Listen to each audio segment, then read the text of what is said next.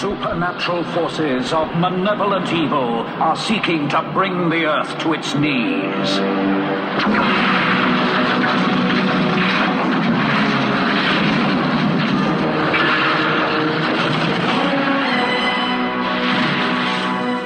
Only the summoning to the planet of a true superhero can save us from demonic control.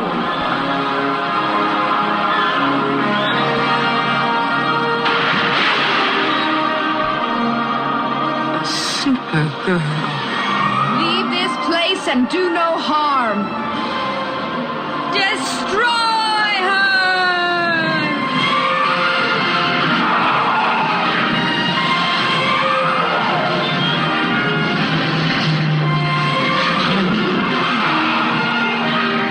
Now I am really upset. Supergirl, a fantastic adventure to make your spirits soar.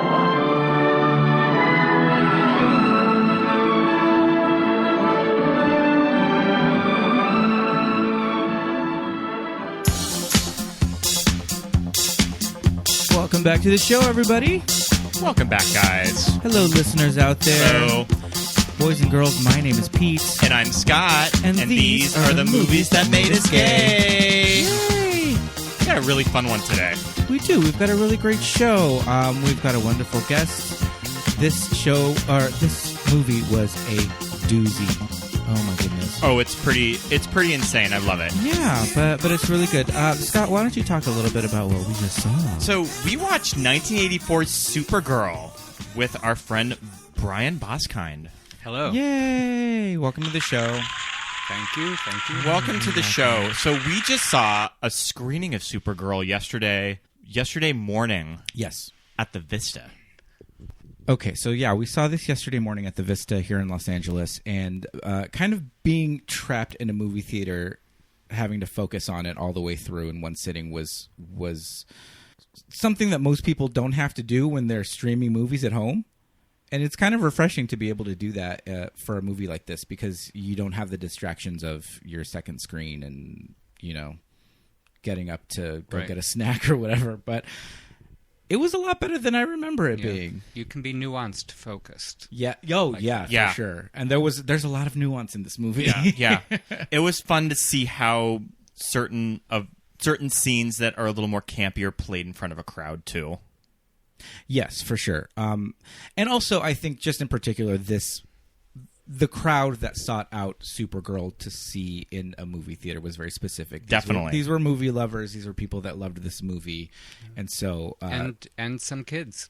Yeah, there were kids in the audience. It was great. I thought that was really cool. I saw some young kids there. I saw some little girls in the crowd that I was like, that's really fun for them to be able to see this in the theater. So I wanted to start. So this was my first time properly watching the movie. I did not grow up on this movie. Right. I'm just kind of curious. When did you both first see Supergirl?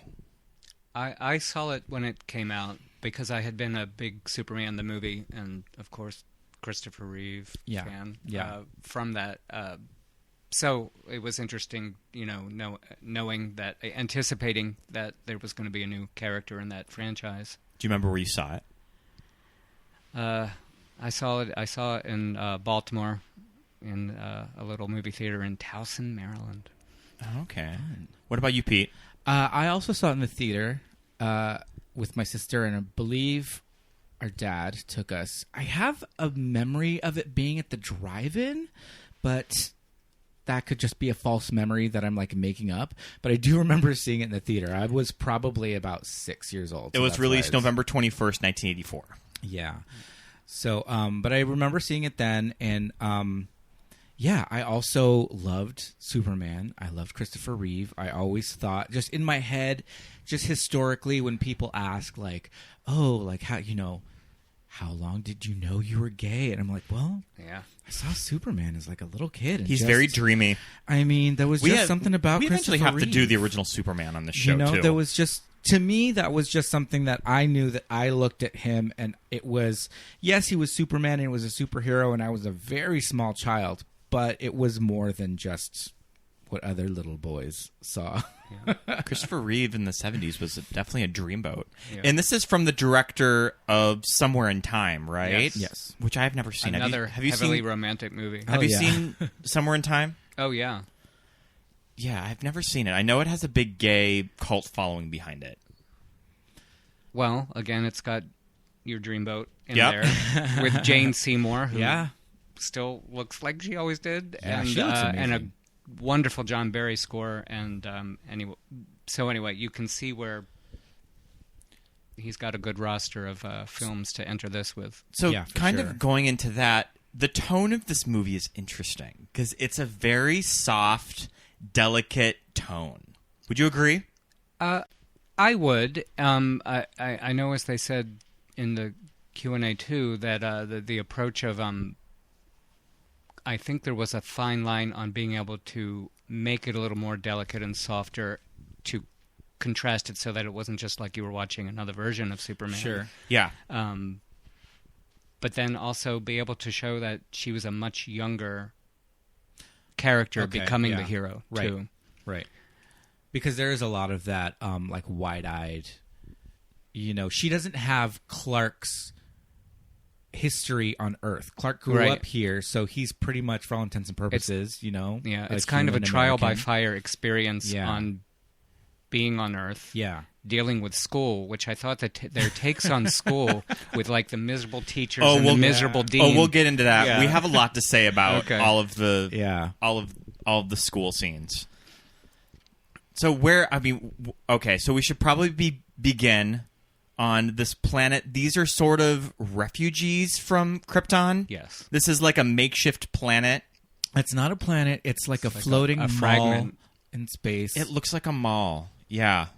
Mall / like Christmas store. Yeah, but let me go a little further with Sure. that. It's like the 70s, 80s sort of mall. Like Yeah. they don't have those malls Oh, anymore. no, yeah, which is yeah. the same reason that Logan's Run had been able to shoot its city scenes In a mall. in a pretty Quite fabulous literally mall. in a mall. But Yeah. when you look up the mall that was, Yeah. it was like nothing else you saw. It was very Planet of the Apes Sure. kind of city-like. Yeah, so yeah. it's not like shooting in the Galleria. right.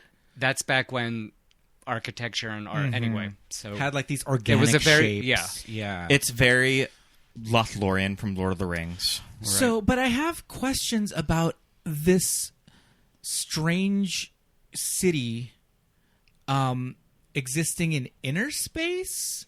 And I mean, that's probably something that we really shouldn't think about as the audience. Just like, okay, again, something to differentiate. This is not Krypton. That's in outer space. This is Argo City? yeah. Argo City in inner space. So it's like, okay, this is our own thing. We're separate from that and just deal with it, go with the flow. And she flies out of a lake, the ocean. I don't know. Yeah. We'll get there. Is it like an alternate dimension? Yes. Okay. Yeah, it has like it an has- inter- And it's so an interdimensional it's technically thing. not Right. outer space. It's Yes, like right. something by itself.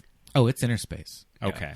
And then, the little Because he mentions, I'm sorry, Peter O'Toole's Yeah. character Ooh. mentions interdimensional physics as part of just like their general schooling. that the children are learning. Right. Yeah, and that Kara is struggling with. She's struggling with interdimensional physics and geometry on a Argo City level, which is Right. like way beyond anything that you'll learn in Nigel Snape's, computer software programming class. So Zoltan, played by Peter O'Toole, he's like the architect of this city, right? Yes. He has this magic wand, which he can just create anything with it, Sure. right? What does Right. this magic wand look like? It looks like something that you would get at like a shop on Main Street, USA in Disneyland. It lights up, it spins. It's something And like it when may you're be when you're scented. exiting like the Hollywood Bowl, like all of these Right. all these people would be trying to sell you. Yeah, mixed though with 70s head shop. Like Oh, it's for that sure, kind of yes. like artistic glass Yeah. that you would have you're right. It seen does, when it, you wander into it. It does look like a giant bong. Like it looks like blown glass. It's orange Yeah. and with like a spiral, kind of like a unicorn horn. shape. And this is his like deluxe like universal remote wand that like helps him to create these like spindly like organic structures within the mall. But even the people, but they're Kryptonians, correct? Yes. That at one point they were Kryptonians, and it's like a fragment. When you see it in the distance, it's like a torn away fragment, right? That I guess he was able to encapsulate before they all died. Okay. Oh yeah. Okay. Because Krypton is gone, so that this is just a little piece that's left over.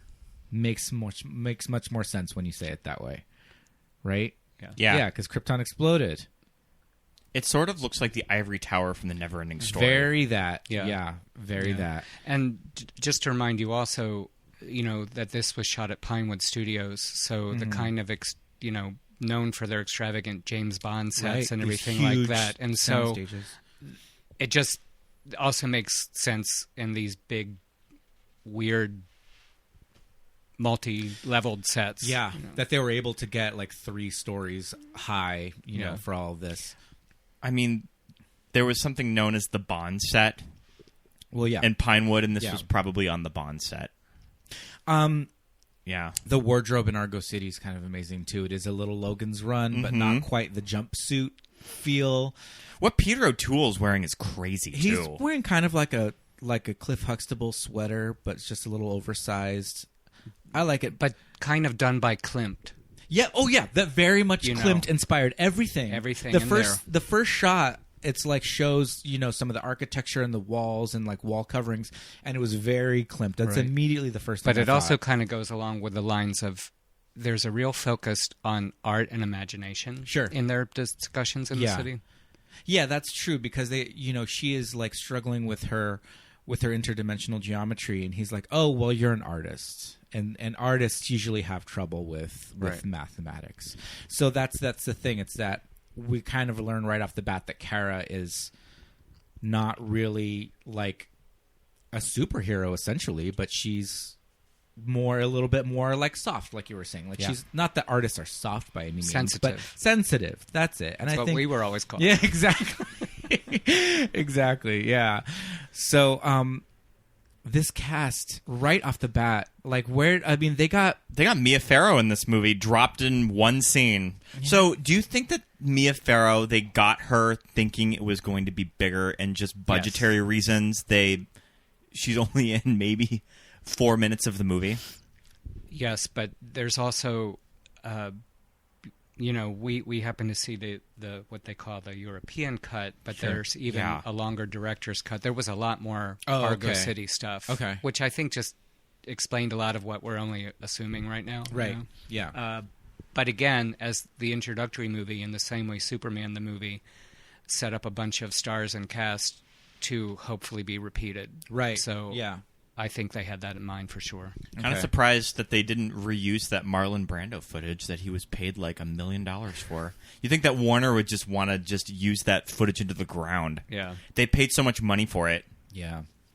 Well, okay, so I imagine because Kara's parents, Mia Farrow, also she's a cousin of Superman. She's Kara El, I guess.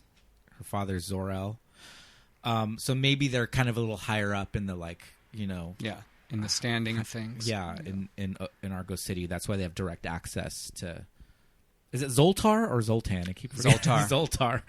Zoltar. So he ultimately gives her, he gives her the universal remote to like create something, test it out. This sphere, what is it called? The Omega Hedron. The Omega Hedron.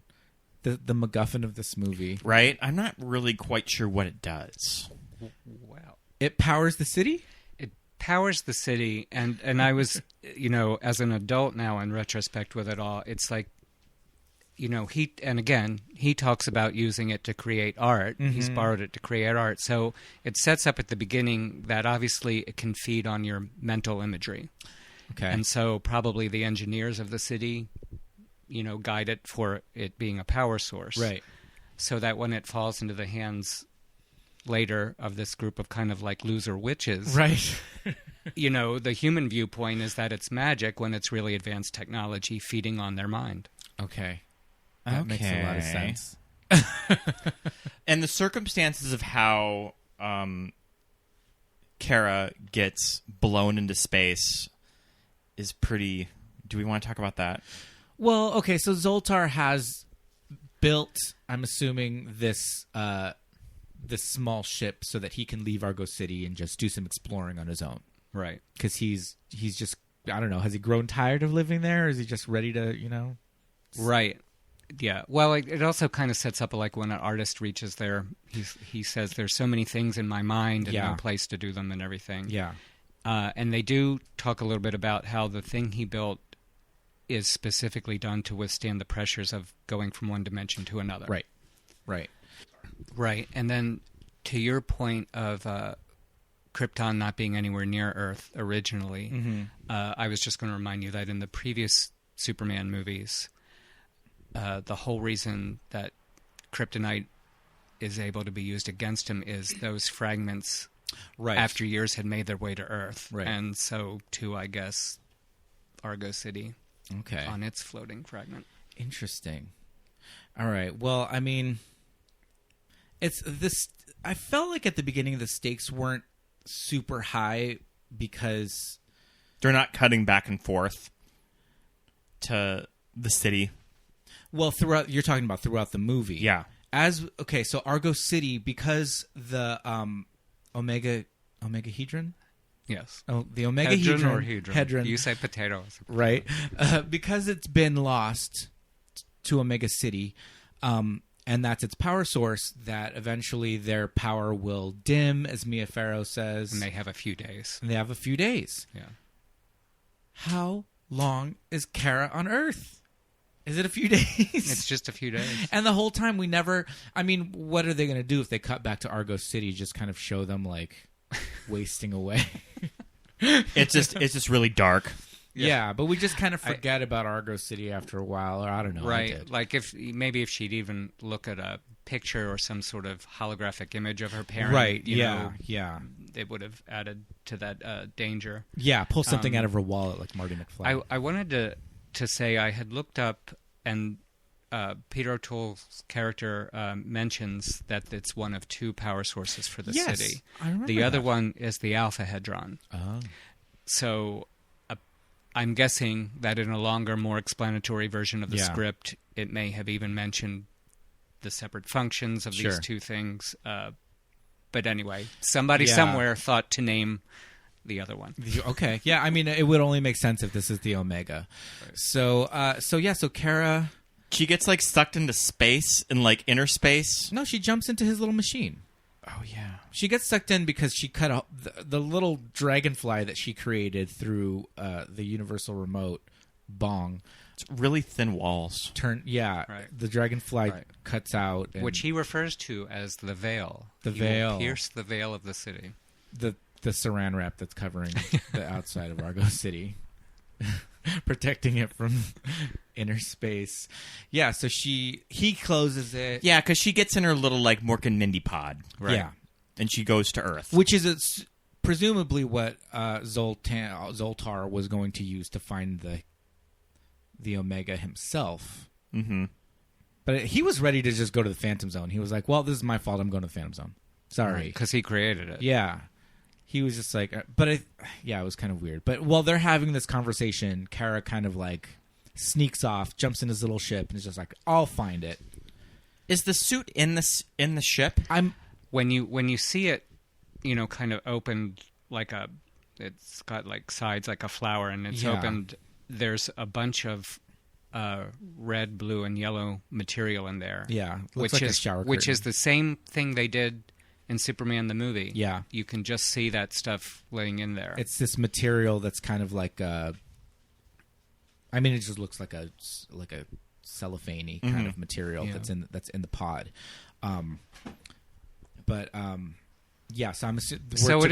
that's... So it at least is following the lead of what we've already seen yes. and accepted in Superman the movie. Yeah. And I was reading that Christopher Reeve was supposed to be in this movie. There was various versions of the script written that sort of revolved around him, and then it all fell through and he couldn't be in it. So they had to like rework it and just sort of have him referenced in a picture too. Yeah. Right? Do you know anything more about if I had Christopher Reeve was going to be in? I had heard some. Well, there had been talk in early versions of Superman 3 that would introduce Supergirl, which makes sense. Yeah, but then they decided, no, let's go on and give her own full movie as a spin-off. And of course, it would have made a better transition to have him really appear in it. But I think because of the reception and difficulties of Superman 3, that, from what I have heard from other people, that may have led to his turning it down. Was Superman 3 the first movie produced by Canon? No. No, the only it was, one done it was by still Canon Warner? was 4, yeah. Okay. Right? I think so. Yeah. I'm pretty sure. Yeah, because Salkind himself at the Q&A was talking about the development of 3. So. Yeah. And 3 was with Richard Pryor. Yeah. Is how it ended up. And 3 has the crazy opening sequence in it, right? Yeah. Where, like, everything in the streets of Metropolis is referred to. Mm-hmm. Yeah. And it also has the crazy ending where the, like, evil henchwoman gets turned into, like, a robot. Pete has a really cute story of my sister when and I that would when that just- scene used to come on when they were little. We had cable, and it would be on HBO All the or time, something all right. the time, and we would, like, scream for each other when it would be like, it's on! My sister and I would just be like, it's happening! And we'd Vera. run and watch Vera get sucked into this machine and turn into a robot and just scream and run around the house. Like, it was amazing. I loved it. We were just small children. It was so scary. And when you see it as an adult, it's still pretty off-putting. But I do love Vera. She was kind of an amazing villain in that movie. Yeah. It should have been Jean Marsh. Like, I feel like that would have... Oh, my God. Even better. So Kara gets to Earth, and the opening introduction of Faye Dunaway as Selena is crazy. She's introduced having a picnic. I'm not really sure where they are. A national park, Yosemite. Is this Tahoe? I don't know. But introduced, they're having Tea leaves in Tahoe. Yeah, they're exactly. having a picnic on a tiger rug. Yeah. Yeah. And she's just tiger like skin rug. she's laid out in this like beautiful 70s leisure suit. This big bouffant of hair. This red hair on Faye is amazing. Yeah. I really like it as an image. Yeah. I mean, it's kind of striking. Every shot of her is a beauty shot. Yeah. Every time the You get camera the is on beautiful her, Morticia Addams spotlight on her. she too. has really good lighting on her face. Mm-hmm. The hair is always done perfectly in every shot, and just this intro of her on this damn tiger. Like, this is how extra this character is. Right. And it's mentioned in this very scene by Nigel, played by Peter Cook, that she's a witch, Yes. right? What Yes. kind of witch do you think she is? She's a wicked witch, devil worshipping. Right. There are Baphomet statues Yes. all over her Yeah, lair. That's right. And, you know, since you're bringing it up now, I wanted to say that I've started to realize in retrospect, you know, in Rosemary's Baby, that coven of old people in that apartment building, they're all kind of, other than the fact that they're Satan worshippers, they're kind of losers. Right. Yeah. Which is the kind of thing. It's like Yeah. they don't want to work to get power, and they want to be able Yeah. to affect other people through nefarious means because they can't do any, you know, Yeah. they're just assorted weird losers. And Yeah. that's kind of what you get in this movie. You know, Right. they're people who obviously haven't done anything else on their own. Yeah. So it's interesting to remember it from that perspective too. Like, you know, they want it's the get rich quick scheme. Totally. Yeah. Totally. They don't really want to put into work for world domination. They just want it brought to them. Yeah. They use magical means. I'm assuming Selena and Nigel have had a romantic past. Yes. They seem on and off. Because she asks him, how long have we been together? And he's like, Right. months. And she's like, why does it seem like Years. years? I love that. I'm not super familiar with Peter Cook on the screen. My Well- big thing is not Peter Cook. Is that his name? Peter Cook. Peter Cook. He was, you know, partners famously for years with Dudley Moore. Right. So most think people he's in are Bedazzled, probably right? Bedazzled, Yeah. where he plays the devil. I Okay. think. Okay. Yeah, because Dudley Moore plays the Brendan Fraser role. He's the Liz. He's the Liz Hurley of that movie. Yeah, I remember him as some people will remember him from The Princess Bride as the priest. Do you know who I thought he was for the entire time I was watching the movie? The guy that has the candy store in Willy Wonka and the Chocolate Factory. That is not him. That is not him. But I can see that. Yeah. No, he's in The Princess Bride. He says marriage. That's him. So a lot of people remember him from that. But yeah, I don't think he's got like a big American following in 2019. No, an American following. But it's the sort of thing where, that's to our own ignorance. Because if you watch, look him up in some of his other English movies. Oh, sure. Yeah. I'm sure he's huge. He died in 95. Yes. Yeah. Yeah, and that's another reason that we don't know his filmography very well. It's kind of small. But so we should probably just talk about just Selena and her life that she lives. So as you mentioned, Selena's kind of a failed Wicked Witch. He says that she was reading tea leaves in Lake Tahoe, but she kind of failed at that. Now we're in Chicago, right? That's Chicago. It's never explicitly said. But like Midvale on that map they show Illinois and very close to Chicago. Yeah, and then I think you can see the skyline. I mean, these are quite the mountains for Illinois. Yeah, they have mountains like this in Illinois. This lake. I like that when Kara was like flying around and then they see her. It's just like where is this? It's just like it seems to be like cut in from like Yosemite. Yeah. Well, I mean, yeah, it's the cinema. I guess. Don't think about it. I guess in the 80s, no one cared. Okay, no. So we have to talk about Selena, Bianca, her henchwoman. Yeah. Oh my goodness, played by Brenda Vaccaro. Yes. Who I someone get who over. doesn't get enough attention anyway. She's the Mrs. Tessemacher of this movie. She is the Mrs. Tessemacher of this movie, but she's not quite as much of a bimbo. She's that voice. She's amazing. Yeah, she's a treasure, and she's so good in this movie.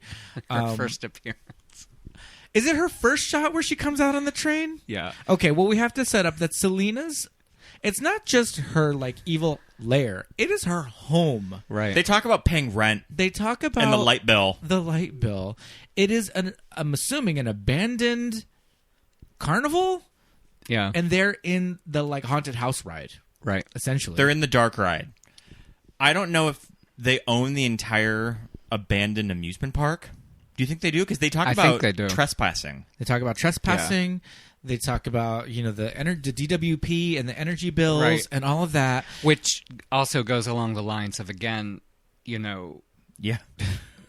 But just... Forgotten. Comedy gold, just in the middle of a scene, Brenda Vaccaro just bursts open through the door, because the track is still there. Yeah. And running. So fucking hilarious. Yeah. Just comedy gold. She's in the little, train cart of the ride. There is a moment... when the lights come on and you actually see that it had been called the Ghost Train. Okay. The fun house that is now their residence. Okay. And I like that the Ghost Train is just still on. It's still operating. Like, it's still running. Yeah, that doesn't seem very safe. But, yeah.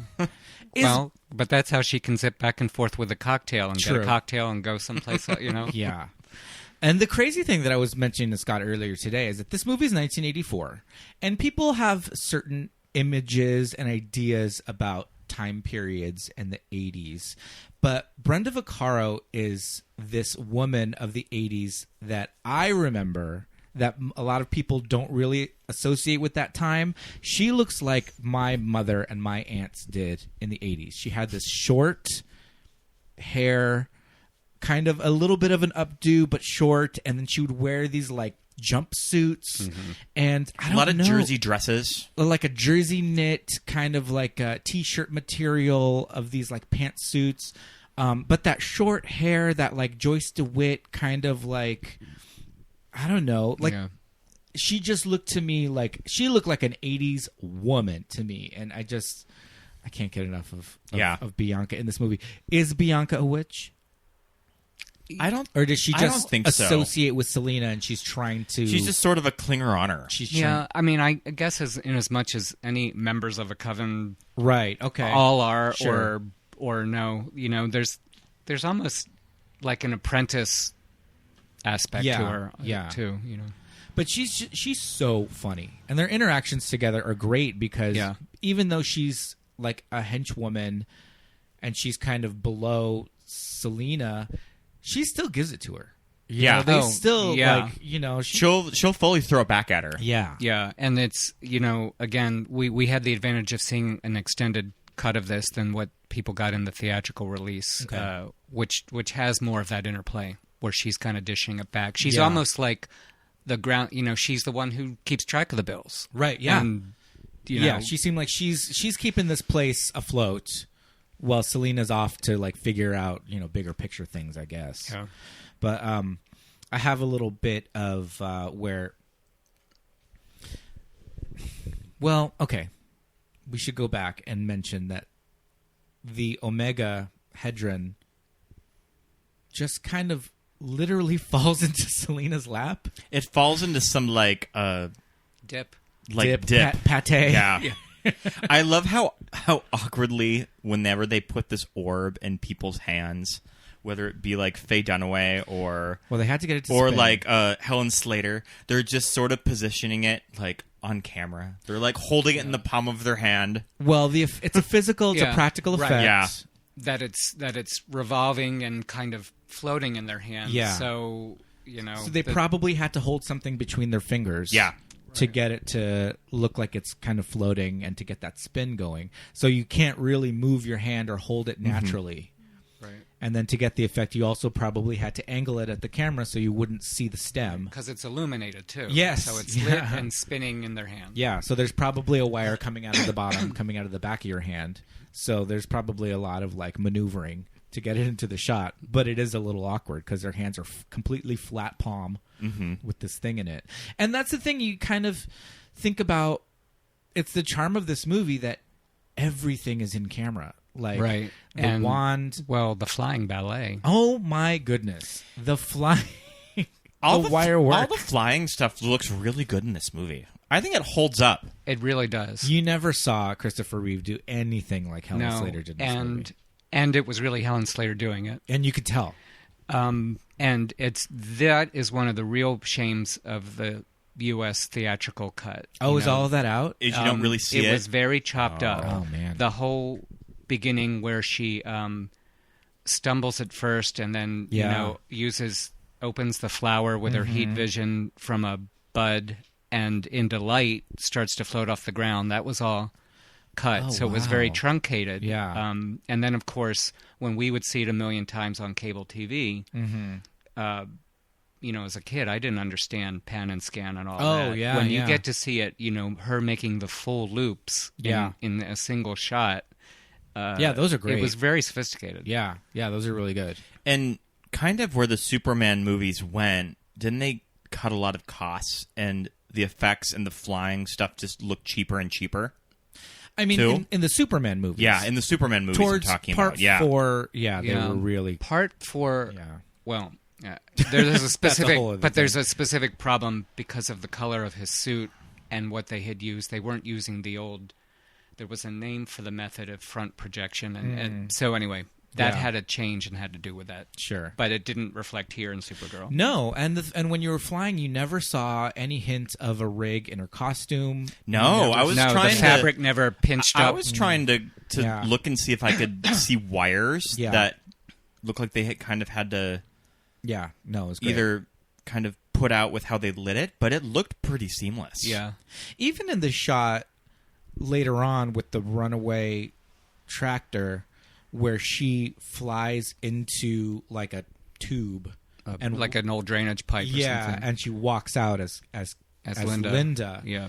That was pretty seamless. I'm like, how did they fly that stunt woman into that tube? Right, with the timing of it. Yeah. And then just having even the sound effects of her footsteps landing and carrying the illusion through, And all of that just done in camera. That was amazing. And the thing is, too, a lot of those shots in the ballet, specifically when you're talking about these big loops that she did going high and going low, these are big, wide shots where you can see a lot of the sky. Yeah. This had to be some huge crane, right? Like way out of camera so that they could get these wires in there. I mean, that's stuff that you see in like circus acts. Right. Really, really well done. And so that then is really to Helen Slater's credit in giving it a matter-of-fact quality. Like, she had to be showing her Right. character having a sense of wonder at this first time flying while being conscious of what she was doing in the rig. Right. And so to not belay that is to her credit. Yeah, that's true. That's true. You got to have that look off your face of like, holy crap. Yeah. I'm like 100 feet off the ground. Well, I'm assuming because Kara is aware of Clark, Superman. It's weird that she just doesn't go and try to find him. Yeah, because I think they even... Do they mention... Well, he's... when you're first introduced to Selena on her car radio, it says that he is away. off of Earth. Oh, sure. It's on Selena's, like, in her Cadillac. So this was That like fucking after... Cadillac. Yeah, because he leaves Earth on Superman 2. That's right. And it says... there's a radio broadcasting, like, Superman is off on a peace-seeking mission, galaxies away, light years away, or something like that. Because it's funny, though, because that makes you realize that in this world they've created... humans now have had to acknowledge the fact of aliens. Yeah. And so, that is the possibility he'd be doing. Yeah, because if he's on a peace-seeking mission, but he's in another galaxy, like, who's what peace? Like, so that's interesting. But yeah, so Kara is aware that her cousin, I mean, I guess his name's Clark. What's Clark's, like, Kryptonian name? Kal-El.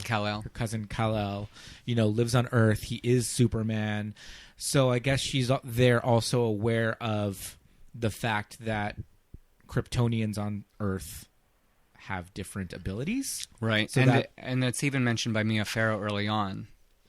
Oh, right. She says, it's like something like she'll be killed. And he says, no, she won't. She goes, then she'll never be the same. She'll never be the same. Yeah.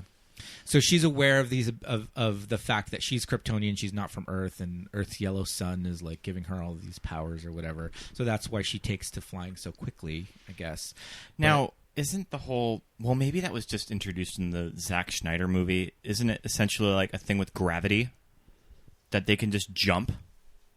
It's like when they're flying, it's essentially them just jumping. Yeah. I mean, and that's part of like the original comic book. He didn't fly, he just... jumped really high. In the really early beginnings of the comic, it was that leap in a single bound sort of thing. Leap tall buildings, but then they just turned it into flying. Kara's, she knows she's got to look for the Omega. The little bracelet that Zoltar... Her little tennis bracelet? Yeah, it's kind of like a tracking, thing going on. And... But she kind of makes her way to this boarding school? Is it a boarding? It's a boarding school. They live there. Yeah, there's dorms. Because what better of a thing to do when you've got a mission to to save your planet, or your like make your people, you enroll in a boarding school and go to class. And you go to class 6 hours a day. And she transforms with that hard lace, like that hard front wig. That's not a hard front wig. That was a really good wig. That looked like it was growing out of her head. There are some shots of it that look kind of janky, though. No, I think that was a great wig. She looked like Courtney Cox. I thought it was great. I thought that dark hair looked like it was growing out of her head. I was like convinced. Yeah, she kind of sees these girls playing. It's also the first thing she comes across. Yes, the first people that she sees are these girls playing like lacrosse or whatever, right? Yeah, and you kind of see her by the camera point of view that she does a top-to-bottom look at the school uniform they're wearing. She sees the one girl. That's interesting that she can recreate stuff in her mind just to wear. Well, maybe Zoltar created that fabric with the Omega. So the fabric's got to be some kind of a smart... Yeah. It's like a smart fabric. Even in the later Superman movies, some of those transformations happen in a kind of mental way. Yeah. I think there's a scene once where he flies out a window and starts flying one way and ends up in the Superman outfit. Right. So yeah. And then there's also the weird thing where he peels the S off of his cape or off of his chest and throws it on someone. Right. But that's highly debated. Yeah, so she kind of morphs her outfit to like match the girls, and we meet just by happenstance, just luck of the draw. We meet Lucy Lane. Lois's kid sister. I love this character. I do too. This is like one of those just horny 80s teenage girls that's like, what was that Alan Carr movie, Where the Boys Are? Yeah. Where they're like spring breakers just looking for the D. Which had been a 60s movie, too. Oh, yeah. Yep. So Sure. it's not like it was only the 80s mentality. Yeah, true. But I interesting it's the I girl's love, point of view. I Yeah, love for this sure. like archetype though. Well, so this is Lucy Lane. She's Lois's younger sister. She's played by Maureen Teefy from Grease 2. Grease 2. I love her in that, and she's also in Fame. Yeah. Right. So she was this was kind of her like arc in the 80s. Like she was Right. Now, her do star you, was do shooting. you know who was originally cast in this role? Oh, we got this little bit of trivia. Oh, okay. Yesterday at the Demi Moore. Yes. I would have liked to have seen Demi Moore in this role. she would've reads been good. She reads as Margot Kidder's younger sister. Yeah, definitely. I mean, so does Maureen Teefy. So, yeah, I think this was an excellent second choice. Yeah, for sure. But she had that I don't know if that's just her hair or if that was a perm. Yeah. But she had that like curly hair. I think, but when I think about her in Grease 2, She looks super 80s in that movie. yeah. That movie, they just kind of forget about the period, and she looks the least. It's like the last seasons of Happy Days. Exactly. Yeah. They It just forgets that it was forget set the in the period. early Yeah. 60s. Joni gets a perm for sure. Oh man. Scott Baio also has the Joyce DeWitt hair.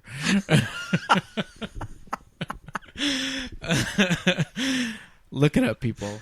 You know I'm I right. love everything that she has in her dorm room. Yeah. She has all of these like beefcake photos of guys in Speedos. I love that she's just totally put off by having a roommate. She's Yeah. just like, fuck. Yeah. She warms up to her super quick though. Yeah. Right. Only because of realizing the association Well, yes. to her. So who's your cousin? Clark Kent. You're kidding me. Clark Kent's your cousin? You're putting me on. Do you know him? Do I know him? Does my sister know him? Now that's the big question. Oh, I see. I guess if they worked at the same newspaper, they must know each other. Well, Is this where I'll sleep? this is your bed, but we don't sleep around here. Non-stop excitement in this storm. All the real dementals are sent here. So, when's the rest of your stuff arriving? I don't have any other stuff. What, it's all in that little bag? Oh, well, you see, I have the means to buy more. It's just, I just haven't had the chance since.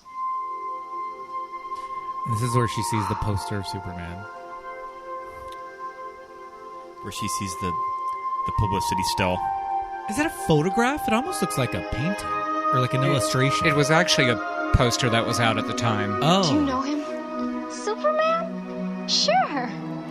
My sister's got something going with the big guy. Hey, listen, you can borrow any of my clothes anytime you want. Just dig in and help yourself. Thank you. You're very kind. He's a real character. A real hunk. A real hunk. I love Maureen Teefy's delivery. Yeah. My sister's got something going with a big guy. Yeah, she even gets that smoky voice quality. Yeah, of Margot that's Kidder. maybe that's where that's coming from. Just like studying Margot Kidder's performance, because it's very specific. Margot Kidder's delivery. What a great choice for Lois Lane, though. Margot Kidder. I mean, God, Yeah. she was really good in those movies. When you get to see some of the extras of the other screen tests for Lois, and some, I think Susan Blakely does a pretty decent screen test, but then when you see Margot, it's clear. Yeah.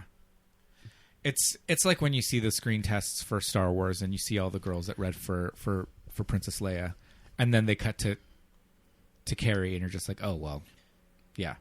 That's why they When they read like Laverne and Shirley. Cindy Williams. Cindy Williams. Cindy Williams would have been a good. Can you imagine Star Wars with Cindy Williams? Oh man, she's our low rent Sally Field. We like Cindy Williams. She's welcome on the show. So now Linda and this is that comic book thing where every character has to have an alliterative name. They look at something and that Linda Lee and Yeah. Lucy Lane and Clark Kent and Peter Parker and Right. it's just Every name has to be alliterative, Right. and it's just impossible to say. But they even acknowledge that Yeah. by having him the Transpose dean, their last the names. dean Yeah, get the dean- confused oh my over goodness. it. This dean, he is inappropriate. funny. I mean, Yeah. this is your new roommate. She's an orphan, but don't Yeah. let that. Yeah. don't let her like use that against. Oh man, that kind of gossip. Yeah. I love the dean. But he's very funny, when it opens with him taking Tylenol, having Yeah. to deal with the position. Yeah, these kids. He just like he hates these girls. He's just like, these monsters. And then there's also the drunken house mother. Yeah. Right. Who got cut out of the print that we saw yesterday, but she's in the Netflix version. So if you watch this on Netflix, there's a good scene with the drunken house mother being very drunk, Right. and seeing Linda, seeing Kara, really, seeing her dressed Comes as back in her Supergirl. Supergirl uniform. Yeah, and she's like, "Where's your uniform? You better change out of that." Whatever. Where do you think this is, Halloween? This isn't Halloween. Yeah, and I was watching it going, "We didn't get this." Right. Because But- she was great. Again, it's almost like it is kind of like this kid's perception of what we think teachers think of us. Oh, yeah. Definitely. Yeah, for sure. Or just what you think of if your parents would have shipped you off to a boarding school. Yeah. Right. It would have been something like this. Yeah. So, I mean, we can briefly mention these two like hags that are just like Yeah, there's like why they there's hate like bullies. there's like Bullies. schoolgirl shenanigans They're that so there's rude. like a pretty much like a 10-minute scene of pranks that are backfiring on them. Well, they're not just pranks. This one chick Yeah. is trying to like murder them all. Right. So they're all taking a shower like it's a scene from Porky's, and she's gonna turn up the hot water in the shower. And they're just gabbing. They're all just like gabbing in the shower, just hanging out, having a gay old time, just like Well, they're all discussing Hart Bachner yeah, oh, gardening man. without a shirt. Hart Bachner. Jeez, Yeah. Louise, this one. I feel like if you're the gardener at a all girls boarding school, maybe keep the shirt on. He's gardening I with, don't know. with his shirt on. No, but back then, don't you remember driving and construction workers This and is things? true. Yeah, Definitely. The shirtless handy people yeah. were always like that. And It's just- and also just the some goodness. scenes throughout the town. There were just town a guy folk- driving with his shirt off. There Yeah. was one of their friends In in the Popeyes, Popeyes yeah. had his shirt just open with no shirt underneath. I missed Like, that time. Yeah, it was a lot freer. Fast Times at Ridgemont High, man. Everybody's walking around shirtless, but that was California. Mm-hmm. You know, Chicago. And any chance they can get to get some sun, they're probably just like, oh, it's 65 degrees. Yeah, off with the shirt. I read that John Travolta was considered as Ethan. I've think never heard. I think that they before. offered it to him, and I don't know. Was that an IMDb trivia? It was IMDb. Really? Who knows? I'd never heard. Well, I don't that, know what but Travolta would have been up to in '84. I don't know. quite a bit. I mean, I think that he kind of fell from grace What in like year the was early '80s. What year was it? Two for the Road, or what was the name of that? Two of a Kind Two of a Kind. with Olivia Yeah. Newton-John. That was probably like '82, Okay. Wow. and that was a big flop too. Right. So that could be. Well, anyway, I'm glad they went with Hart. I mean, what else would we know Hart Bachner from? Was he a television star? Was He was he in Die Hard. an upcoming movie star? Yeah, he was a big thing in Die Hard. Okay. He still works pretty consistently. Yeah, he still works a lot. He does a lot of TV. Okay. All right. I was wondering, just to go back to the two school bullies for a second. Oh man. One of their interactions also showed one of the better practical effects when she lobs The field hockey the ball. field hockey Yeah. ball, and so Helen Slater jumps in and literally breaks it. You know, Yeah. she shields Lucy and breaks the ball on her back, and it's all done like in a single shot. Yeah, that was amazing. Yeah. And the ball shatters. Yeah, What would have happened if it hit Lucy? yeah, Murdered her. Yeah, right. Lucy would be dead. That ball shattered into a million pieces when it hit Linda in the back. Okay, so Selena has the orb. Her and Bianca just happen to be driving by the school, and Selena's kind of What coming. are the chances on What are that? the odds? What are the odds? This town, But it's within walking distance of the amusement park. That's true. Yeah, it must be Yeah, and walking distance to where Kara flew out of the lake, because that's when she like did her little ballet. Neighbors a national park, and then saw the girls. Right, and Selena mentions to Ethan later on that I've seen you around. Right. So, oh my goodness, he does look pretty good in that in that first scene where he's cutting that branch off. But yeah, we see Selena and Bianca drive up, and they're stuck behind a bus, and we get this amazing back and forth. Love, hate, love, hate, love. The cards have decided.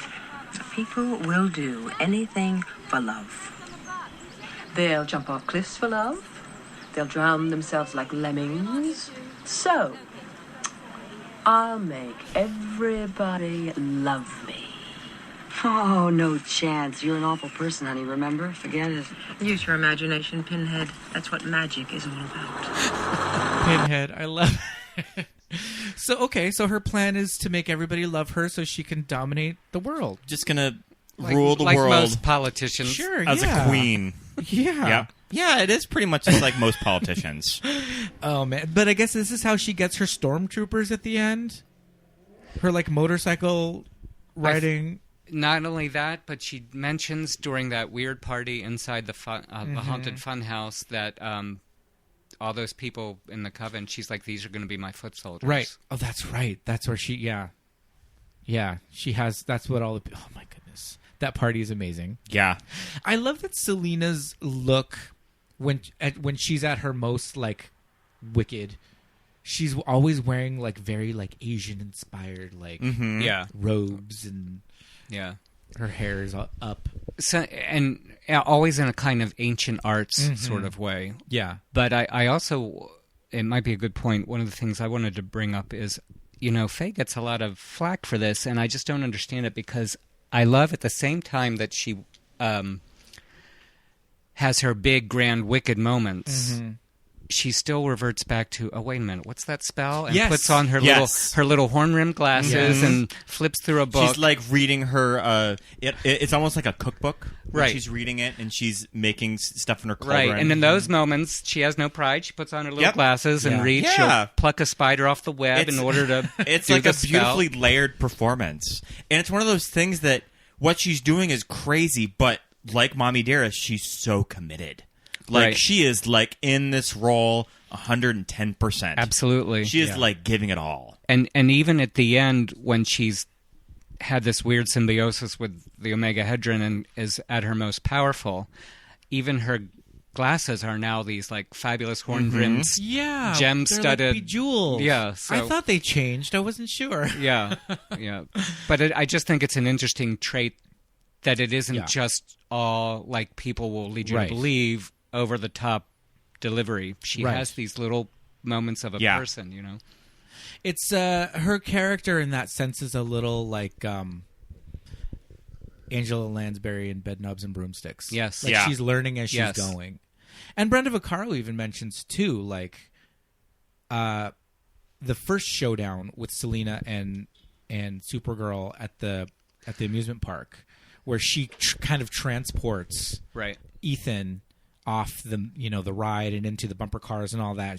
Brenda Vaccaro's just like, what the hell? Like, you're learning fast. Or so she says something like, she's like she's learning by leaps and bounds. I got to tell you, yeah. And part of it is the Omega just like getting into her head as well. Right. So, that's one of the things I was going to bring up. One of the deleted scenes that isn't in any of the commercial releases right now, there's a scene where she tries to, and again, it shows you just kind of what losers they are. She tries to cook dinner. A roast chicken or something. I saw that on YouTube. You did see that on YouTube. And the power, like, it comes out burnt and literally, like, deflates or something like that. And I can't remember the delivery, but she admits that when she's under its influence, she can't really control herself. Yeah.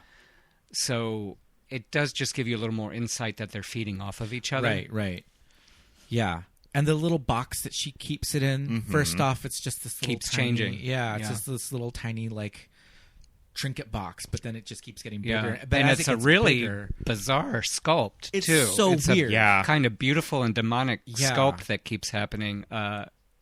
which I guess the suit of the demon that we never really see clearly Right. is based on, Okay, that makes that box. I wasn't sure at the beginning when the box first started growing if it was just getting to be a bigger version of what the small box was, but then at one point I was like, oh no, that is different. Yeah, it's changing. So we should probably talk about a big subplot with these two characters, these two women, is that they want to snag this guy.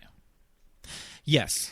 They see this gardener shirtless, and they're like, well, we need that. We need that D. Bianca takes We are down going to his- snag him. Bianca takes down his Yep. number that's on the side of his truck. Right. And Selena's just like gets a magic love spell. These two women fighting over this man. Right. And she whips up this this love spell. That would In her cookbook. That was the Yeah. scene, like in her cookbook when she puts on her glasses of like, well, like what was that? Yeah. And then he comes over and then we think it's so funny that when she opens up her fridge, what does she pull out? These tab cans of Schlitz. Schlitz malt liquor. But just, I love that. Well, she has to give him a Selena drink because she has has to. Right. These malt liquor cans in her Yeah. fridge. But if you have to also harken back in the late 70s and early 80s, Yeah. the beer commercials, the ones that were the seductive kind of wah commercials Were the malt liquor were the ones. malt liquors. Yeah. Colt 45, man. Billy Yeah. D. Williams. He was. Those commercials were about like getting your lady into bed. Yeah. But just the image of her pulling those cans out of the fridge are so funny. Yeah. Which again, it just really like the grandiose notions they have of themselves and the reality. Yeah. is Yeah. what is very clever actually. Yeah, because she's got to slip him the love potion, and she's like, "Would you like a drink?" And you're like, "Oh, she can give him like a glass of wine, like maybe some champagne." Nope, malt liquor cans, and it's 1984, so there's still the pull tab where you like peel the tab back and drop it off. And she gives him that can, and he's just like bottoms up and just he shotguns that beer. Yeah. Mm-hmm. His acting choice, I mean, he had a little bit of like Stallone in there. Like, I don't know if that's just his face. He's a very attractive man. Yes, he Yeah. is. But I mean, now to his defense a little bit, he did have to portray being in a drugged stupor for a really long stretch. A lot of the movie. Yeah. Stumbling, tripping and falling. Yeah. In cowboy boots. Yeah. So he takes the potion, and does he escape? How does he get out? He wakes up while they're having. Well, that's when Nigel appears in the leisure suit. Sure. Yeah. In the leisure. Does he call it a leisure suit? He does. Yeah. He identifies it when they call him to task on his outfit, Which they both do separately. Both of them are just like, what the hell is this? Yeah, he had like a purse, like a little man like bag. a little man purse that matched the man. material, and because it was like a 3-day weekend. Yeah, We'll it was take a a 3-day we'll take a weekend. screenshot of it and post it on the Instagram because account. it's pretty remarkable. It's pretty awesome. But her delivery of that line, you know, he says, "I have a very serious proposition," and she says, "In that outfit." And it's like it's not leather. Is it? No, It looks like that kind of pleather. that kind of vinyl. But it's during that time that Ethan Hartbachner wakes up from his stupor and wanders out of the park into the streets. And it's the 3-day weekend, so now all the kids are just out and about in town at Popeyes. They're all getting together at Popeyes, man. Trying to get that chicken sandwich. Mm-hmm. And Jimmy Olsen's in town. Right. And it's the Jimmy Olsen from the Superman movie, right? Yes, yeah. it is. So he's the only one to have appeared in all of the Salkind franchised movies. That's okay. That's cool. And listeners, you may know him. He was played by Mark McClure from Back to the Future. Yes, plays Marty's older brother, who works at Burger King. So while he's now, Ethan is wandering around town, and I have to say, this movie rivals Poltergeist 3 in the amount of times a character's name is screamed on camera. I think they say the name Ethan, right? Like, close to 80 times throughout this movie. People are screaming his name. Well, Kara mostly is screaming his name out. Well, she got to kiss him. I'd be screaming too. Yeah, that's true. So the first person he sees, he will fall in love with, and now he's wandering around town. But I guess he's just not making eye contact with anyone. Yeah, he doesn't. He, as they comment, he looks like he's in a drugged out stupor. Yeah, and he's stumbling around, and so Selena takes possession of a tractor, as you do, an earth mover, to scoop him up. I kept thinking how dangerous that scene was probably to film. Yeah, it looked pretty dangerous with a lot of those extras that like dodging out in front of this huge bulldozer. Yeah. Well, one of the things that is alleged in the as a missing cutscene that hasn't appeared in any version since then, in any reconstruction, is that whole sequence does wind up killing a civilian. What? Yeah. I mean, I can see why. And maybe the initial thought was that, because we start to have, as we've been discussing, you almost start to have sympathy, or at least empathy, cool empathy for Selena. Yeah. But something like that would have been a line cross. Yeah, for sure. So that her ultimate comeuppance may be a little more deserved. Yeah, because even at the end, when she does like come into power and has her stormtroopers, like rounding everybody up and putting them in like these cages. Right, and that's only the people that we see. Yeah. Like, she's obviously made other people disappear, and you don't know what happened to them. True.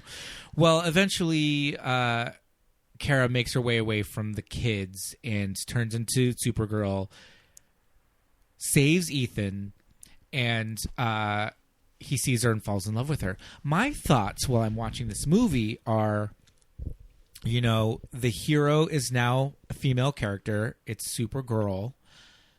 They kind of not shoehorn in, but they give her this love interest. But she's constantly saving him and flying around carrying him. Yep. And she's not carrying him like in her arms, but she's carrying him in the funhouse bumper car. Yeah. She's carrying him inside the tractor, claws. But he's like a male character that this female character he's the male damsel is saving. Yeah. And I wonder how well that flew with the production company, if people were just like, no, this is weird, was that even a thought at the time? Because they consciously didn't give Captain Marvel a boyfriend. Yes. And Wonder Woman, while she has Chris Pine, she never really saves him. He's a spy and like a government agent, and so he is a fighter and gets his way out of trouble himself. Well, not in that version. Anyway. Yeah, in the newer movies that we've just seen, the female superheroes are not really saving the male characters in the ways that Supergirl saves Ethan in this movie twice. Mm-hmm. Right. And it's just kind of interesting. It is interesting. All these years later, they're just like, oh, well, she can't save him. He's got to be able to fight his way out of whatever. You know? That is interesting. Yeah. You would think it would be in the reverse by now. Yeah.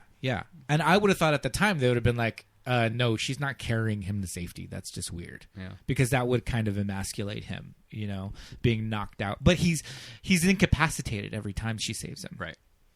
So maybe that's kind of their way of being like, no, he's not weaker than her.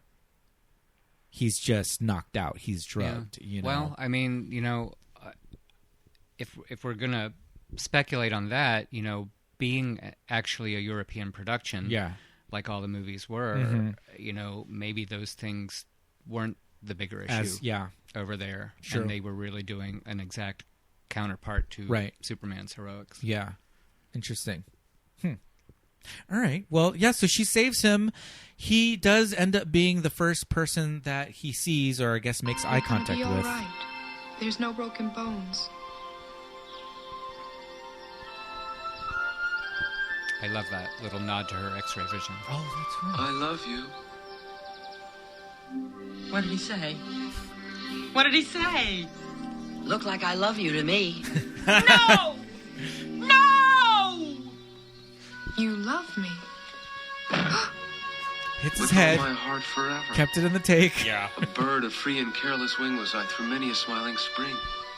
The cold repulse, the look askance, the lightning of love's angry glad. Stay. Let me behold you. Awkward kiss. She doesn't know what kissing is. Right. I also have to give a Do that. shout out to how good Jerry Goldsmith's score is in this movie. Yeah. Because I think if you were to take out the score, it would cheapen the movie a lot. And the score just sort of It elevates it, and it makes it a little more important. Absolutely. Yeah. And did you say that you weren't around for the Q&A? No, Right, we right. weren't. Yeah. One of the questions brought up was that Jerry Goldsmith was the first person who was approached, I think, to do the Superman score. Oh, wow. Before it went to John Williams. So Wow. the question that had been put out was, do you think this music was what he was intending Possibly. for Superman? And Ilya immediately said, no, absolutely not. He wrote this specifically for Supergirl. He invented a sort of electric piano to do some of the weird wow. the tonalities and things to go with the score. He was very quick to acknowledge that this was really specifically for this Okay. movie, which I think is kind of cool because Yeah. then what we like about it, that he really did think of it with Right. Helen's characterizations in mind. Yeah. Kind of sounds like the score for Poltergeist, because he would have done them back to back. Well, just little. There's just little. Just little bits. Little Yeah. beats. Not overall, but yeah, the score is really good. But And it's out complete now. Just oh, cool. Yeah, I saw that it was on vinyl now. oh well, maybe they have a new complete Yeah, version there's like because a it was new- very chopped up in the day. There's a new okay. special edition But, vinyl of it, I great. think. Yeah, Yep. it just released. I love that Selena, as part of her new powers, has figured out how to make like a magic mirror. Yeah, to kind of in this great Art Nouveau. Oh yes, freestanding She's- life-size mirror. yeah. So she's extra evil queen with her Yeah. mirror. but she still doesn't know how to control it. She's just Right. like she thinks hard enough. The images that she's looking for are there, but then she kind of realizes it doesn't really matter. I just need to think about it, and then because that's when she conjures up the shadow beast. Yeah. To go and fight Supergirl. That's when she's just like, I don't need to know her name. I just need to, think about her. So on IMDb, I was reading the potential actresses that were offered or considered for Selena. Did you see these? So Dolly Parton supposedly was offered millions of dollars, but Dolly just doesn't want to play She an would evil never play a witch. villain. So that's why she turned it down. And I guess that they approached both Jane Fonda and Goldie Hawn, who both said no. Goldie would have been too young. It would have been Yep. interesting to see.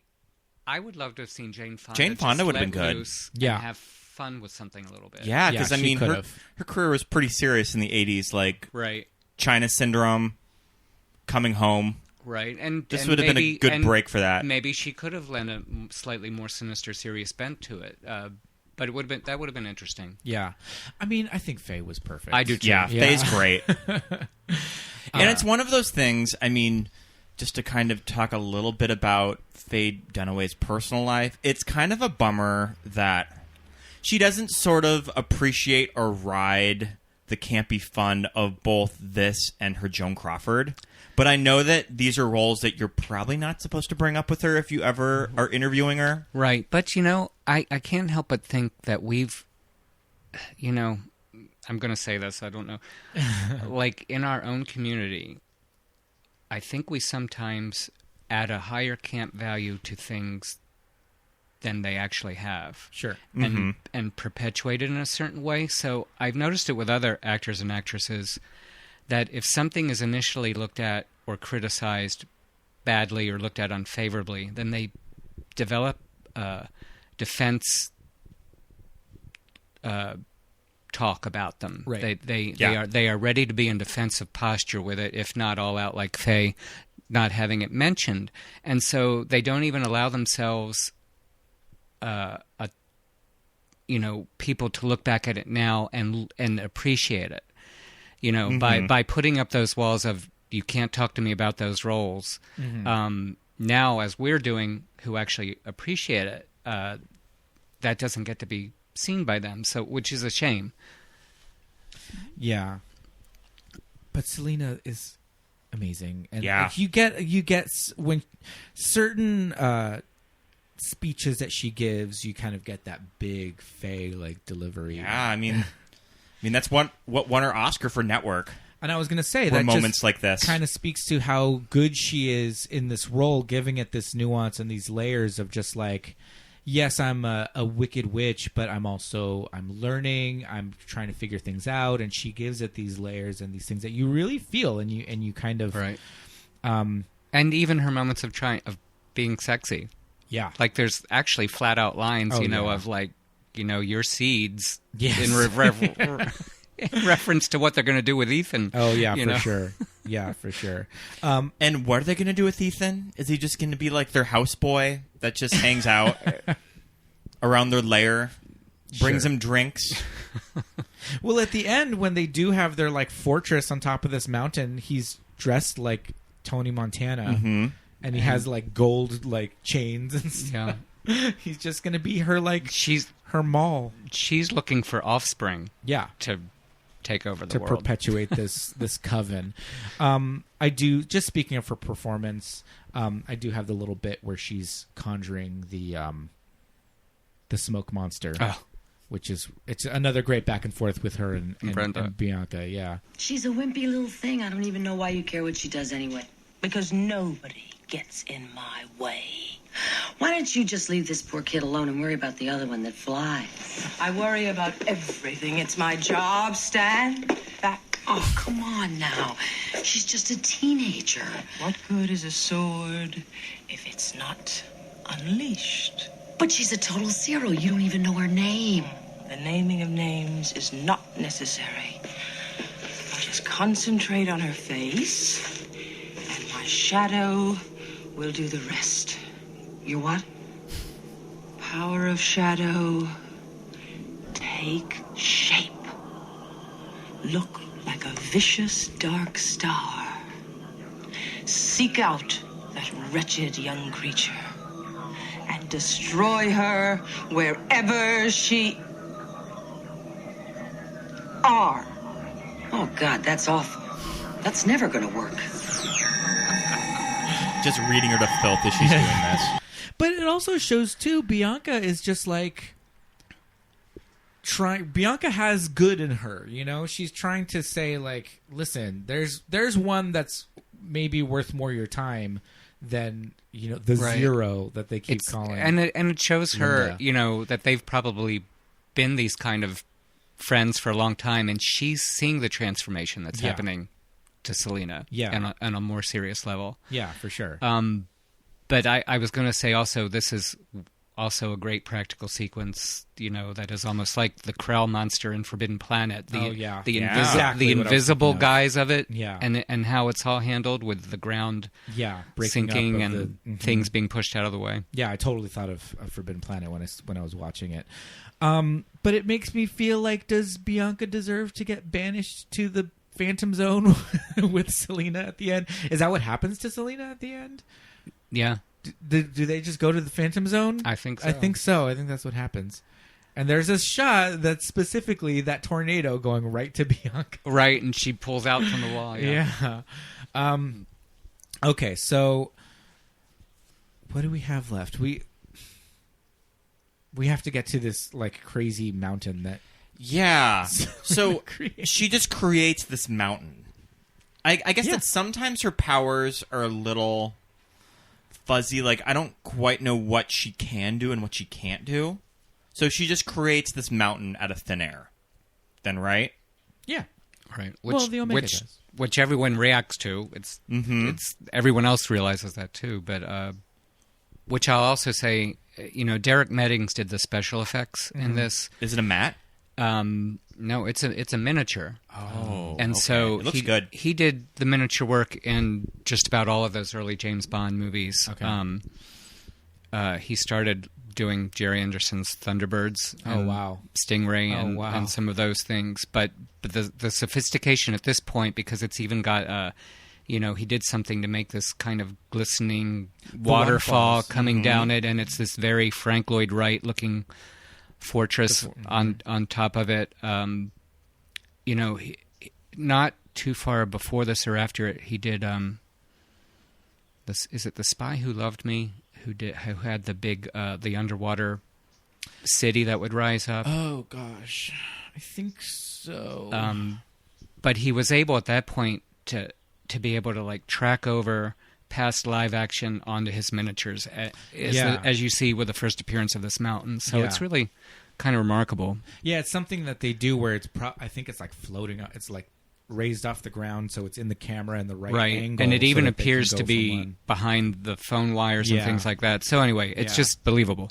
And there's even a shot where Supergirl is flying up the mountain to the fortress, and that's in camera. There's a little teeny Supergirl that's flying up there. And I think it was a little teeny Supergirl early in the film when Nigel sees her passing through the trees, because you see them pass behind the trees. So, and that's not something they could do in an optical effect in 1984. So yeah, those are in camera little things that they included. Yeah, that looked really good. And at this point, Selena this is like the culmination of her plan. She's got like the stormtroopers on motorcycles rounding up townsfolk. She comes through town in like a little parade, like in this like Cruella de Vil car. Yeah. With Bianca. Is Bianca still driving it at this point? Or is she in the back with Selena? I think know. She's in the back with Selena. Yeah. Or is Ethan in the back with Selena? Yeah, I don't remember. But at any rate, Nigel is like chained up in the boot, like making a show. Yeah, strapped to the back of the car. But I just love that this is her plan, that she's just going to rule the world on this mountain. Right. Well, she's got her little map, right? And the circumference is getting bigger and bigger. They did and have their plans on who was going to be taken over when. Yeah, and just like here, we're going to start with the cops. They kind of throw some stuff in there with dialogue and with visuals to kind of say like, this is her real. And again, little factual dialogue that in our initial U.S. release was never present. So no wonder it was kind of like... Oh, that scene was cut? Yeah. Yeah. Oh, yeah. Okay. You got to have that scene. Yeah, because otherwise just like, what is going on? Right. What are they doing? What is her end game? Well, maybe she made the people love her, just like she said she would. This is true. Or at least she made the cops love her and get on her side. Because they even had protesters with signs and everything. Yeah. So. Because I like that Lucy's sign was like, our dorm is against Selena. Just the dorm. Some of the girls at school were all about Selena. But her dorm is against we know her. at least two that would have been. Oh, yeah, that's true. That's true. I'm kind of surprised that they didn't make a special appearance at the end as just like minions that they're part of her army now. Yeah. Yeah, maybe they're at under the party. Oh, yeah, at the party. Oh, my God. Oh, Lord. So she uses Ethan kind of as a trap to get Supergirl to the fortress, and traps her really quickly in the Phantom Zone. Yeah, like real fast. Like she ends up. Which I didn't. I guess had the Superman movies ever showed the Phantom Zone like this? No, you've never seen inside the Phantom Zone. Because they're just in the flat surface. The like of when they're right, the transportation and the diamond crystal thing. Their hands are like on the glass. Let us out. Let us out. Yeah, right. That's all you ever see of it. But now you see inside the Phantom Zone and what's there. Looks like Mars. Yeah, it's just dark and there's lots of tar. It kind of looks like Mars from Total Recall. It's kind of like Mars done by Salvador Dali. Yeah. Mm-hmm. Because there's even like I could never tell whether it's, which I kind of like, it's ambiguous. You could never tell if it was like a roof almost, like a cave-like roof, or whether it was just the twisted shape of the mountains and clouds. It's very weird. Well, also Zoltar mentions that like, the Phantom Zone is for criminals. Right. So he mentions that criminals are there. Right. He's like, they're just and you're always having to stay ahead of them. Yeah. And apparently that's also one of the things that used to have a lot more to it. We spend a lot of time in the Phantom Zone. Yeah. In this movie. I was just like, okay. But, he's got... It should be this inescapable kind of dimension that criminals get sent to, but he figures out a way to... Well, as the architect... Sure. Okay, there you go. Would know a little he more. Would be the one. Perhaps. Yeah. But, Yeah, they make their way out. She gets back to the fortress, and we've got our final showdown with Selena. And I have to say, the character of Supergirl doesn't have a lot of lines in this movie.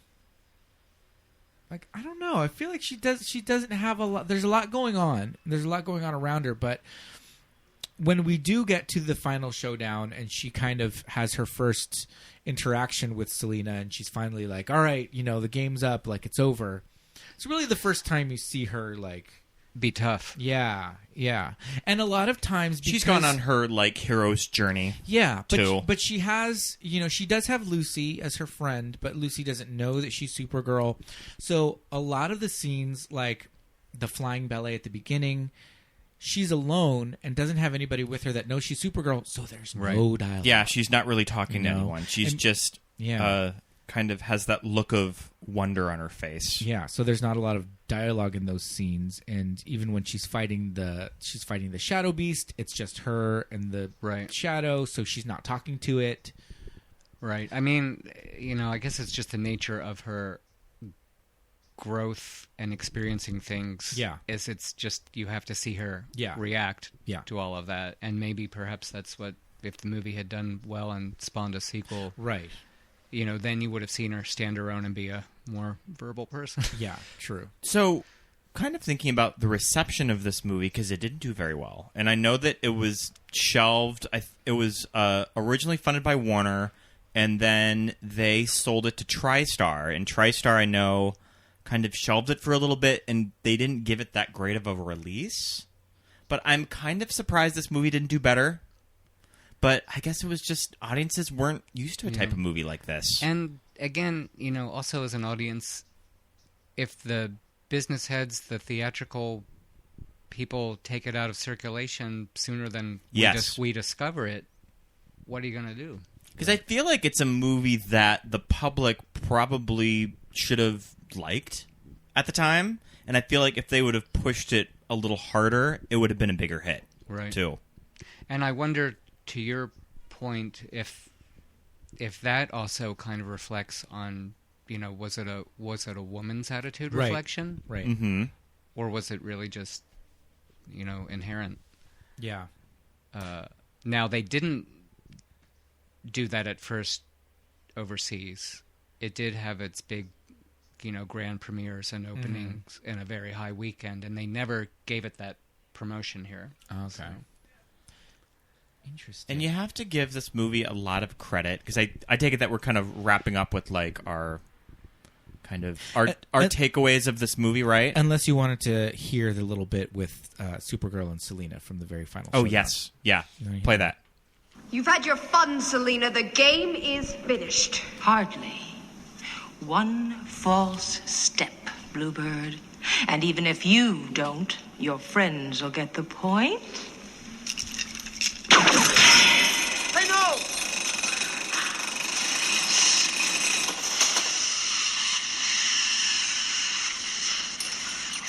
I don't like this.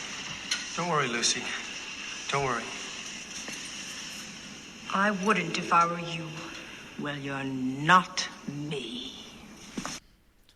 Classic. Mm-hmm. That was good from both of them. That was like perfect. Yeah. So, yeah, I mean, like I mentioned before, Wonder Woman and Captain Marvel have both recently hit the big screen, and people are making, a lot of fuss, as they should, for, in 2019, there's a lot to be said about superhero movies kind of oversaturating the market, and there are two with female leads. Mm-hmm. Are you familiar with all of the statements that Scorsese has made about Marvel movies being like the theme park of cinema? Yeah. He wrote a big op-ed in the New York Times about it too. Right. But yeah, in all these conversations about, Wonder Woman and Captain Marvel, like, I feel like Supergirl gets left out of the conversation a lot of the time. Yeah. The DC universe hasn't quite gotten to exploring Supergirl yet. I mean, I'm glad that there's a TV series that's actually been fairly successful. And Helen Slater, I believe, is on it. And yeah, I think so. I'm a traditionalist in their look, and her look in these. Oh yeah, is great. also pretty Yeah. traditional. Yeah, she wears the skirt for the first 3 seasons. I think they just introduced a look where they got rid of the skirt. Yeah. Well, this is a thing, maybe not to Scorsese's point per se, but it seems like with these past couple years of superhero movies, come on, folks, it's a superhero movie. You can't be afraid of the fact that they're in costumes and wearing tights. That's what these heroes did. So making them look like these neoprene, pre-molded, dark, dingy, like they were soaked in ink versions of the costumes. And that's what was fun about Shazam, too, was that they kind of got to dress him up a little more campier, and it worked to the story of it. Yeah. But Did you see Shazam? I haven't yet. Yeah, you should see Shazam. It's fun. Okay. Yeah, the newer costumes in the movies are a little. It's interesting where they're going, but they have to. They feel it's like they're afraid. They don't think tights and costumes are cool, but it used to be the physique of the person wearing the costume that made the look. Yeah. Not the fact that it was molded and Orville Redenbacher could put on a Batman costume and look like he had muscles. That's just kind of strange. But and we're also apologists here for the Joel Schumacher movies. We love those stupid movies. I was going to mention real fast one of the interesting things that was in the Q&A at the screening yesterday. When Helen was, someone brought up the height that she was taken for some of those long shots, how high she had to go and doing all that aerial ballet stuff. And she said to get her mind off of what was being done, she was singing show tunes to herself, like Hello, Dolly, while they were doing the setups and rehearsals. Wow. That was her kind of like go-to thing to put herself in a better mindset with the dangers of what's happening. That's kind of awesome. Because, that's really high. She had to have been like 100 feet up in the air, 70 feet, for some of those shots. And I feel like I would... Yeah, and what a basic wish fulfillment. Like I think for any of the superhero movies, really, like such basic wish fulfillment, the whole dreams you can fly thing is something that appeals to everyone across the board, I remember as a kid seeing this movie and just being a 6-year-old child watching Supergirl and just... I know I liked it, and I remember mentioning to my sister that Supergirl flew differently than Superman. She did the Superman flying pose only when she had to go fast. But otherwise, she had her arms out to the side. All right. Where Superman had his arms forward. She was enjoying it. Yes. It was very playful. Correct. That was what it was. That she was enjoying it. And she was a little bit more like... her movements were a little bit more fluid. And her hands movements were there, And it was very... And even as a kid, I picked that up. I was like, Supergirl flew totally differently than Superman did. And my sister was like, and I really noticed it when you watched it. But that's what it is. She's just like, it's new to her, Right. So they really went out of their way to kind of give Kara like her own. Yes, she's Supergirl, and it's kind of just a female version of Superman, but it's not. It's its own. No. It's its own person. I thought it was interesting. They even had that little moment where she lands in the city at night, and Matt Frewer. Oh yes, and that other guy. Matt Frewer. He was looking pretty good, I have to say. He was looking like, good. Oh my god, he was a handsome young guy. Creeps put the moves on her. Yeah, these gross truckers. It's just very interesting. At this point in time now to have a scene like that. Yes. It plays in 2019 really well. Absolutely, because the simplicity of her innocence just simply saying, like, why are you doing this? Yeah. Yeah. And they're like, it's just who we are. And then, of course, she's able to put them in their place. Yeah. Yeah, no, that scene was great. Matt Frewer from Max Headroom and Honey, I Shrunk the Kids is one of the gross truckers that are going to try to molest this woman on the street. And movies like this were made a lot. Up until Supergirl, as far as comic book movies, just the first 2 Superman movies was all that they had. And this was them trying to build their own cinematic universe. And I guess the world really wasn't ready for Supergirl's standalone movie. People just didn't really know what to do with it. I think especially the studios. They didn't really know how to sell it. I think that's true too. We, as underestimating the audience, we'd already had the Bionic Woman and Wonder Woman on TV with two actresses who were able to bring a very believable matter-of-fact quality to that. So it shouldn't have been too much of a leap to do it.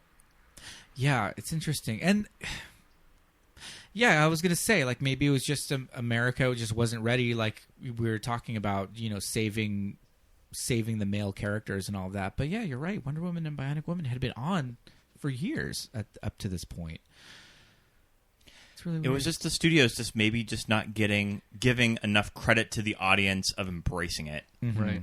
And just not really putting it out there, too. And I wonder what kind of just behind the scenes, I know things like Donner, being let go for Superman 2, and then Lester coming in. And by that point, I also don't know how the Salkinds and the production company themselves were doing in relationship to the studio, or there could be factors like that weren't just story acceptance. Right.